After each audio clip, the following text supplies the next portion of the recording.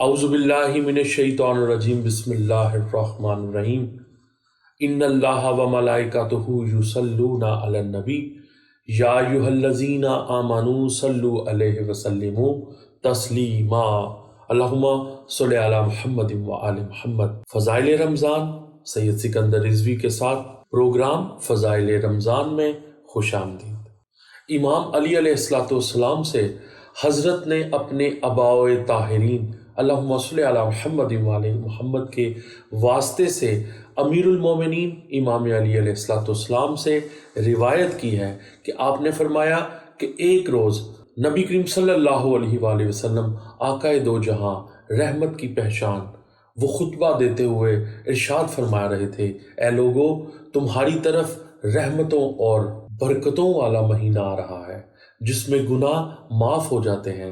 یہ مہینہ خدا کے ہاں سارے مہینوں سے افضل ہے، جس کے دن دوسرے مہینوں سے دوسرے دنوں سے بہت بہتر ہیں، جس کی راتیں دوسرے مہینوں کی راتوں سے بہت افضل ہیں، جس کی گھڑیاں دوسرے مہینوں کی گھڑیوں سے بہت بہتر ہیں۔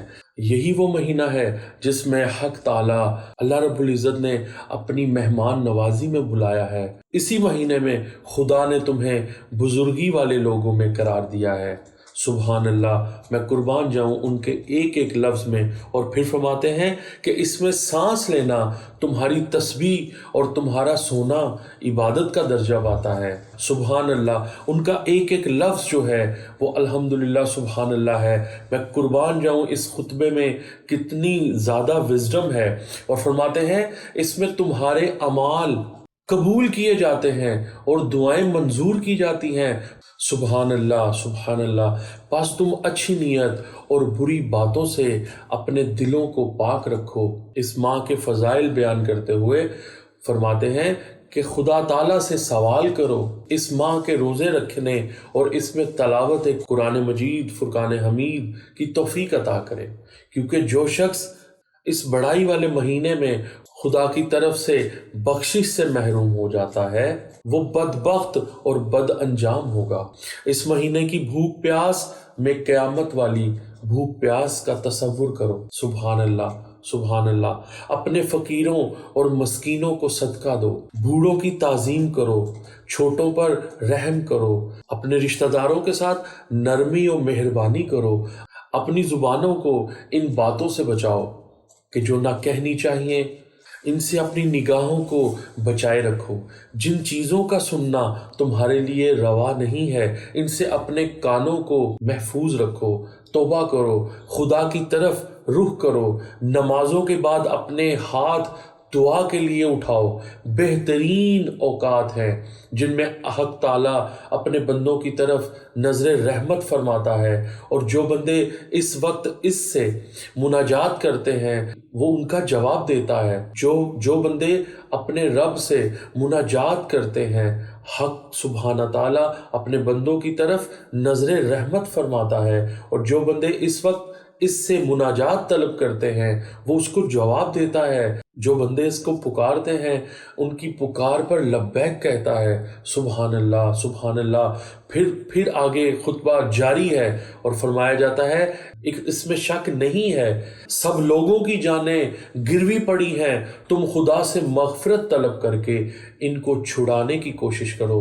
تمہاری کمریں گناہوں کے بوجھ میں دبی ہوئی ہیں، تم زیادہ سجدے کر کے ان کا بوجھ ہلکا کرو، کیونکہ خدا نے اپنی عزت و عظمت کی قسم کھا رکھی ہے کہ اس مہینے میں نمازیں پڑھنے اور سجدے کرنے والوں کو عذاب نہ دے گا۔ قیامت میں ان کو جہنم کی آگ کا خوف نہ ہوگا۔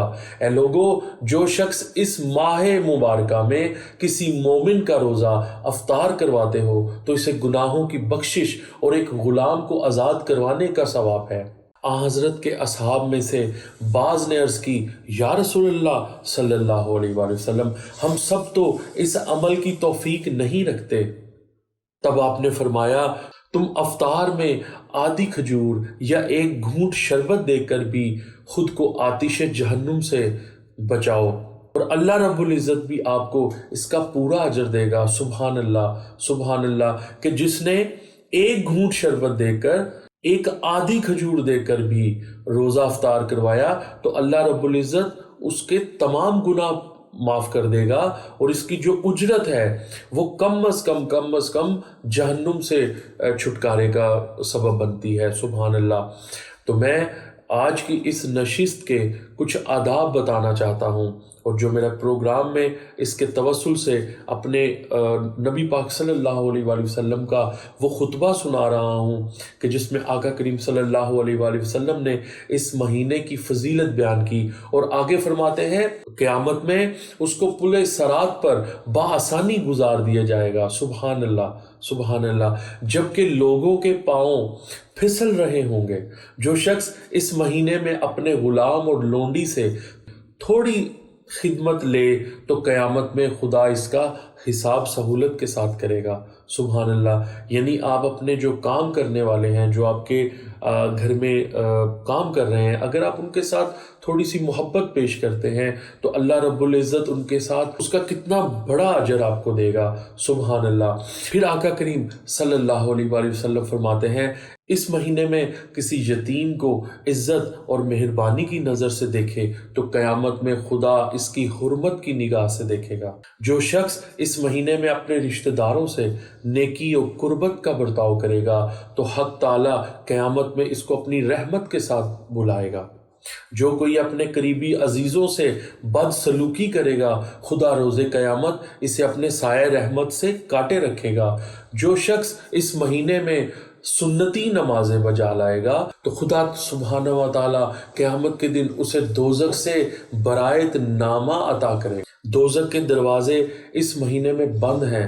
خدا تعالیٰ سے سوال کرو کہ وہ انہیں تم پر نہ کھولے، اور شیطانوں کو اس مہینے میں زنجیروں میں جکڑ دیا گیا ہے، پس خدا سے سوال کرو کہ وہ انہیں تم پر مسلط نہ ہونے دے۔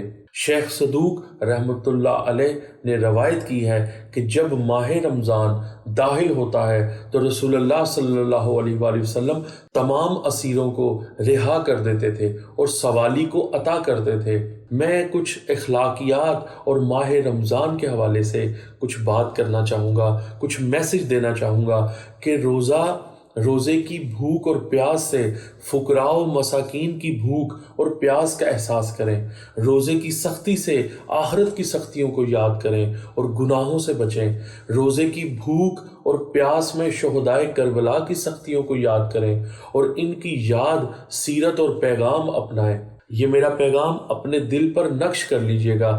طرح طرح کے کھانے اور پکوان بنانے سے بہتر ہے اپنے ہمسایوں کے حالات پر بھی نظر رکھیں اور ان کے لیے کچھ مہیا کریں۔ اگر اللہ تعالیٰ نے آپ کو سجا ہوا دسترخوان دیا ہے تو آپ کو بہت مبارک ہے، لیکن اس کی پلیز تصاویر سوشل میڈیا پر ڈال کر نعمت سے جو محروم ہیں، جو بیچارے وہ کھانے نہیں کھا سکتے، ان کی دل آزاری مت کیجیے۔ سحری کا انتظار سوشل میڈیا پر نہ کیجیے، اپنی وہی وقت نماز اور تلاوت قرآن مجید کو دیجیے۔ سحری اپنی سادہ کیجیے، طرح طرح کے کھانے میں وقت ضائع نہ کریں۔ سحر کے مقدس وقت میں تہجد جیسی عبادت سے محروم نہ ہو جائیے۔ بس یہی میرا آج کا پیغام تھا۔ خدا حافظ۔